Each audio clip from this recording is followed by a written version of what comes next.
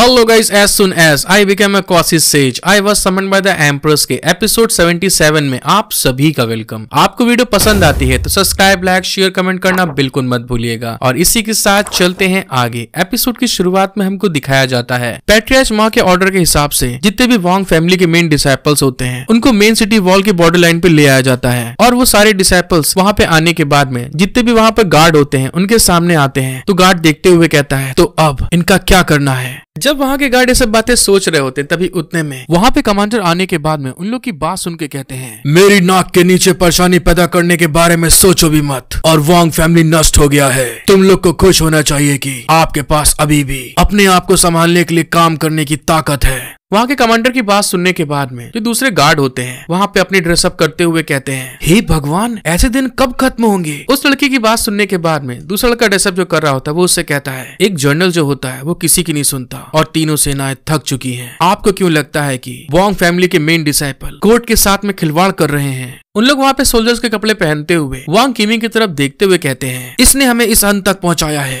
वांग किमिंग उनकी इस तरह से घूरने के कारण गुस्साते हुए कहता है, तुम लोग मुझे इस तरह गंदे तरीके से क्यों घूर रहे हो। और इस बात को कहने के बाद में जो लड़का वहाँ पे बकवास कर रहा होता है दोस्तों, वांग किमिंग गुस्साते हुए सीधे उसके पास जाता है और उसके मुंह पे एक घूसा मारते हुए चिल्ला के उससे कहता है, तुम कमीने, मैं ये किस लिए कर रहा हूँ, ये सिर्फ वांग फैमिली के लिए नहीं है। और वांग किमिंग के एक घूसे के कारण जो वहाँ पे सोल्जर होता है दोस्तों दूसरे साइड में जो बकवास कर रहा था वो तुरंत जमीन पे धम से जाके गिरता है। और फिर वहाँ पर अपने आप को संभालते हुए उठ के अपने चेहरे को सहलाते हुए चिल्ला के कहता है, वांग किमिंग, तुम इतने पागल क्यों हो। मैंने वांग बुद्धि के लिए कहा लेकिन मैंने तुम्हारे लिए नहीं कहा कभी। उस सैनिक की ये बात सुनने के बाद में कि वांग बुद्धि को उसने कहा है, वांग किमिंग की एकदम से आंखें रेड होना स्टार्ट हो जाती हैं और वो गुस्साते हुए कहता है, तुम मुझसे दूर हो जाओ। और साथ ही अपने ऊपर काबू करते हुए अपने सर को पकड़ के कहता है, मैं तुम्हें अपने फादर के बारे में ऐसा कहने की परमिशन नहीं देता हूँ। उनके पास ऐसा करने का कोई ना कोई कारण जरूर होगा। वांग किमिंग को इस तरह चिल्लाते हुए देखकर कोई उसके ऊपर डंडे से मारते हुए कहता है, तुम बदतमीज और तुम सभी लोग शांत हो जाओ। और उस डंडे का अटैक इतना ज्यादा होता है कि वांग किमिंग की एकदम आंखें फट जाती हैं और हमको पता चलता है ये कोई और नहीं वहाँ पे कमांडर होते हैं जो कि उसके ऊपर डंडे से मारने के बाद में वांग किमिंग के ऊपर चिल्ला के कहते हैं, वांग किमिंग, क्योंकि तुम बहुत ज्यादा बड़े हो गए हो तो इस समय मैं तुरंत तुम्हें सिटी के बाहर भेज रहा हूँ। और दूसरे साइड में वांग किमिंग को दिखाते हैं जो कि डंडे से मार खाने के कारण वहाँ पे बैठा होता है। और वांग किमिंग को इस तरह से डांट खाते हुए देखकर जो दूसरे गार्ड होते हैं जिससे उसकी फाइट हुई थी वो वहाँ पर स्माइल करते हुए दूसरे गार्ड से कहता है, इस सिटी के बॉर्डर के बाहर एलियन रेस सीक्रेट रूप से सभी का इंतजार करती है उसके ऊपर अटैक करने के लिए। पहले वाले गार्ड की बात सुनने के बाद में जिस गार्ड को घूसा पड़ा दोस्तों वो वहाँ पर उसकी बात सुन के हंसते हुए कहता है,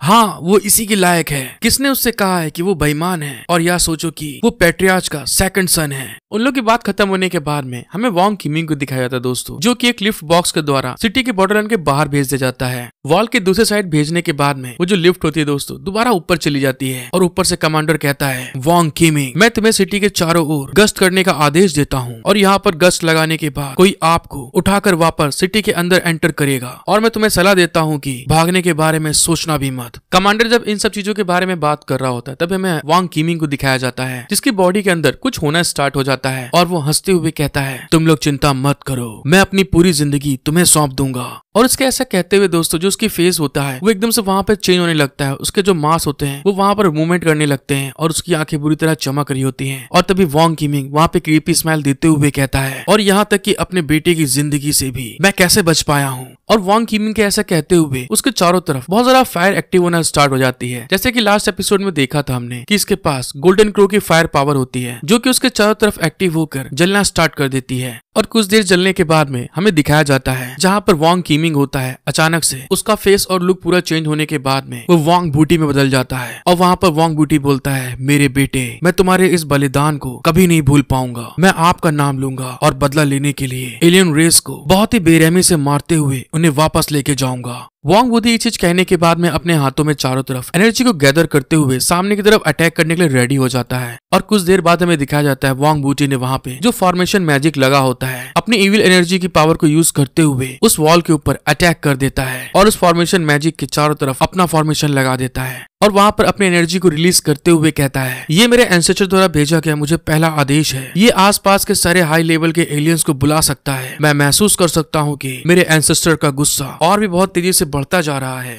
वोंग बुदी वहाँ पर अपना फॉर्मेशन एक्टिवेट करने के बाद में हंसते हुए कहता है, इस बार मेरे सपोर्ट से हम पक्के तौर पर इस सिटी को आसानी से पार करने में सक्षम रहेंगे। जैसे वोंग बुदी ने वहाँ पे चीज कहा होता है, जो वहाँ पे फॉरेस्ट होता है जहाँ पे एलियन रेस सारे होते हैं, उस फॉरेस्ट के अंदर से बहुत ढेर सारी एनर्जी की लाइट निकलना स्टार्ट हो जाती है और हमें कुछ समय बाद का सीन दिखाया जाता है। वोंग बुदी वहाँ पर अपनी एनर्जी को यूज करते हुए कुछ कर रहा होता है और तभी वहाँ पर कहता है, मैं सेंट क्लैन के एडवांस समनिंग सर्कल को और भी ज्यादा हाई पावर बना दूंगा। और तभी वो कहता है, कौन है वहाँ पर? उस आवाज को सुनने के बाद में वोंग बुदी वहाँ पर पलटते हुए कहता है, मैं वोंग बुदी हूँ जिसने अभी अभी अपनी ब्लड लाइन को हासिल किया है और मेरे एंसेस्टर मुझे रास्ता दिखा रहे हैं। मैं विशेष रूप से सारे एडल्ट एलियन रेस को यहाँ पर आने और होली कैपिटल को एक साथ हराने के लिए बुलाता हूँ। जैसे वोंग बुदी ने वहाँ पे ये चीज करा होता है तो वहाँ पे एक टेलीपोर्टेशन टाइप कुछ बन जाता है, जिसके दूसरे साइड से कुछ एलियंस बाहर की तरफ आ रहे होते हैं और तभी हमें पता चलता है जो वोंग बुदी ने एलियंस को एंसेस्टर्स को बुलाया होता है वो बहुत ज्यादा पावरफुल और अजीबोगरीब दिख रहे होते हैं। उसी में से एक एलियन आगे बढ़ते हुए वोंग बुदी से बोलता है, यह पता चला है कि उसके साथ उन लोगों ने बहुत ज्यादा गंदा व्यवहार किया था, जिस कारण से कि वोंग बुदी के एंसेस्टर बहुत ज्यादा भड़क गए और इस समय वो होली कैपिटल को हासिल करना चाहते हैं। उस छोटे एलियन की बात सुनने के बाद में दूसरा एलियन वहाँ पे कहता है, एंसेस्टर अभी भी हान किंगडम के खिलाफ होने वाली लड़ाई में लड़ रहे हैं, क्या उसने मुझे इंतजार करने और ली किंगडम में छिपने का ऑर्डर नहीं दिया था? दूसरे मॉन्स्टर की बात सुनने के बाद में जो छोटा वाला मॉन्स्टर होता है वो वहाँ पर हैरान होते हुए कहता है, नहीं, हालांकि इस व्यक्ति के पास में भी एक सेंट की ऑरा महसूस हो रही है, फिर भी वह बहुत ज्यादा अलग सा दिखाई दे रहा है। छोटे एलियन की बात सुनने के बाद में जो बड़ा वाला एलियन होता है वहाँ पर अपना भाला निकालते हुए उसमें खूब ढेर सारी अपनी स्पिरिचुअल एनर्जी को रिलीज करना स्टार्ट कर देता है और उस भाले को वोंग बुदी की तरफ फेंक देता है उसको किल करने के लिए, जिसको देखने के बाद में वोंग बुदी वहाँ पे हैरान होते हुए चिल्ला के कहता है, हम इविल भेड़ों के एंसेस्टर्स हैं और तुम लोग किस एंसेस्टर की पूजा करते हो? जब वोंग बुदी देखता है कि वो नहीं रुक रहे हैं, फिर से वो चिल्ला के कहता है, मैं इविल भेड़ों का एंसेस्टर हूँ। और वोंग बुदी ने जैसे सेकंड टाइम में इस बात को चिल्ला के कहा होता है तो वोंग बुदी के बॉडी के अंदर से जितने भी उसके एंसेस्टर्स होते हैं उनकी एनर्जी वहाँ पे रिलीज होना स्टार्ट हो जाती है और वोंग बुदी चिल्ला के कहता है, मैं ब्लड एंसेस्टर नहीं हूँ।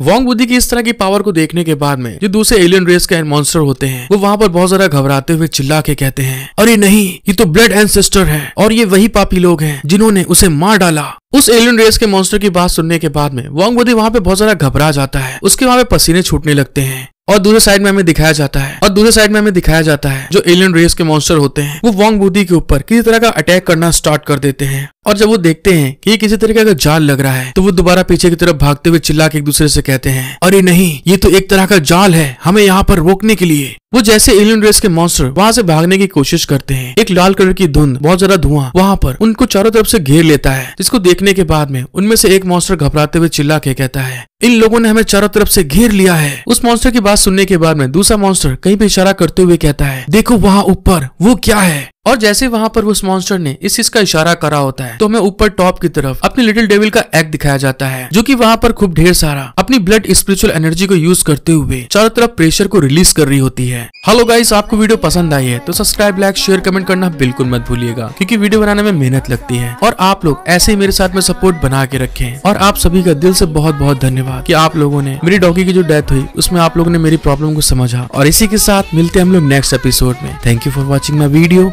Love you all.